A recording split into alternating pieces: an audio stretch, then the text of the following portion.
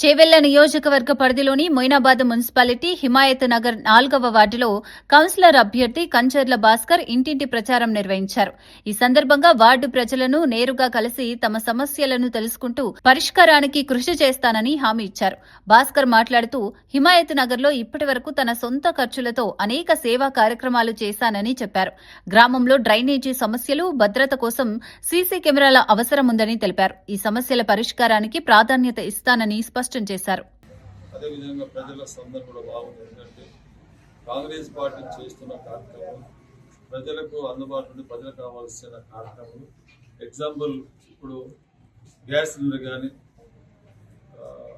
సన్నె బియ్యం కానీ, కరెంట్ మాఫీ కానీ, ఎక్కడైతే ప్రజలకు ఇబ్బంది ఉందో అవి నాయకులను తెలుసుకొని ప్రజలకు సేవ చేస్తున్నాం.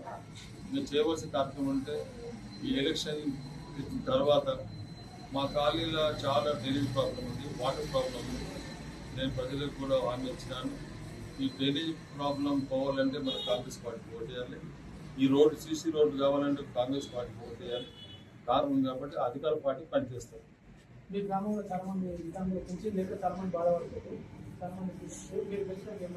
నేను ఎవరైతే పింఛన్ రాలేదో ప్రతి బస్తీ తిరుగుతా. నిజంగా ఎవరైతే పింఛన్ రాలేదు వాళ్ళ అధికారులతో కలిసి మాట్లాడి వాళ్ళకు పింఛన్ ఇచ్చే విద్య గురించి కూడా చాలా మంది బిడ్డలు స్కూల్స్ పోలేక వాళ్ళ తల్లిదండ్రులు కూడా పిల్లలు రోడ్లు తిరుగుతున్నారు.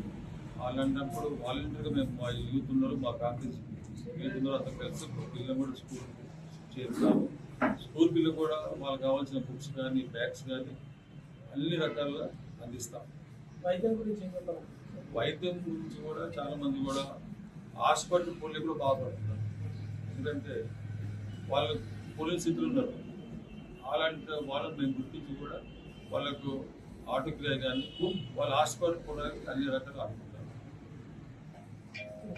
94లో మండల ప్రజలు చేసినప్పుడు అప్పుడు మండలంలో చేసినప్పుడు ప్రతి గ్రామాలు చేసేవాడిని. అప్పుడు అధికారులు కూడా చాలా మంచి వాళ్ళు ఉన్నారు. ఉపాధ్యాయులు కూడా ప్రతి స్కూల్కి వెళ్ళినప్పుడు చెకప్ చేసేవారు. ఈ ఉపాధ్యాయులు పనిచేస్తున్నారా లేదా, పిల్లలకు చదువు ఏ విధంగా చెప్తున్నారు నేను అడిగేవాడిని. కానీ ఆ కాలంలో కూడా చాలామంది గవర్నమెంట్ తరఫున ఇల్లు ఇచ్చినాము, రోడ్లు చేసినాము, బోరింగ్ ఇచ్చినాము. ప్రజలకు ఏం కావాల్సి అయితే అన్ని కార్యక్రమాలు చేసినాము. వార్డులో కౌన్సిలర్ తెలిసి నేను చేయవలసిన కార్యక్రమం చాలా ఉన్నాయి. చాలా మా బస్తీలు ఎగ్జాంపుల్ సీసీ రోడ్లు లేవు, డ్రైనేజ్ ప్రాబ్లం చాలా ఉంది. అవి నేను గెలిచిన తర్వాత నేను ఒకటి అడుగుతున్నా ఓటర్లు, దయచేసి నాకు ఓటేయండి.